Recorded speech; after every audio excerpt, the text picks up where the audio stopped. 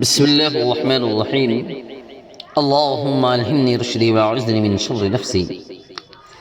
آج سامعین اور ناظرین کے لیے عورت کے بارے میں بات پیش کی جا رہی ہے کہ عورت کیا چیز ہے اور اللہ نے عورت کی تخلیق کیوں فرمائی ہے۔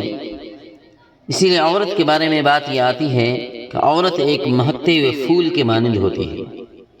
عورت گھر کی زینت ہی نہیں بلکہ گھر کی روح بھی ہوتی ہے۔ عورت سے بڑھ کر کے دنیا میں کوئی بہتر پونجی نہیں ہے۔ جس گھر میں عورت کا وجود نہ ہو اس گھر میں خوشی اور شادمانی کا گزر نہیں ہو سکتا۔ اسی لیے فرمایا جاتا ہے کہ اگر دنیا میں عورت کا وجود نہ ہوتا تو دنیا ایک خاموش ویرانہ بن کر کے رہ جاتی۔ اسی لیے اچھی عادتوں والی عورت اگر فقیر کے گھر میں بھی ہو، اچھی عادتوں والی عورت اگر فقیر کے گھر میں بھی ہو تو اسے بادشاہ بنا دیتی ہے۔ عورت کے ساتھ نرمی اور خوشی اور مسرت بھری زندگی بسر کرنی چاہیے۔ عورت کی قابلیت اس کے اخلاق سے معلوم ہوتی ہے۔ عورت کی فطرت اس کے کردار سے معلوم ہوتی ہے۔ اسی طریقے سے عورت کی شفقت اس کی چاہت سے معلوم ہوتی ہے۔ عورت کی خوشی اس کے جذبات سے معلوم ہوتی ہے، اور عورت کی وفا اس کے خلوص میں ہوتی ہے، اور عورت کی حیا اس کی آنکھوں میں ہوتی ہے۔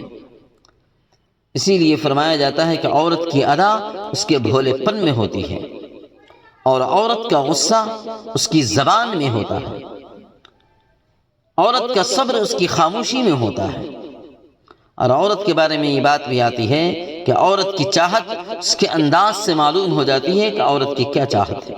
اسی لیے عورت کے ساتھ زندگی بسر کرنا، اچھی طریقے سے بسر کرنا، یہ بہت ہی ہمارے نبی کا فرمان ہے کہ عورتوں کے ساتھ نرمی کے ساتھ پیش آؤ۔ اسی لیے نرمی کے ساتھ زندگی گزارنی چاہیے، کیونکہ ٹیڑھی پسلی سے پیدا کی گئی، زیادہ اس کے ساتھ سختی سے پیش آؤ گے تو پھر ٹوٹ جاتی ہے۔ اسی لیے عورتوں کے ساتھ نرمی اور بہت ہی اچھی طریقے سے زندگی بسر کرنی چاہیے۔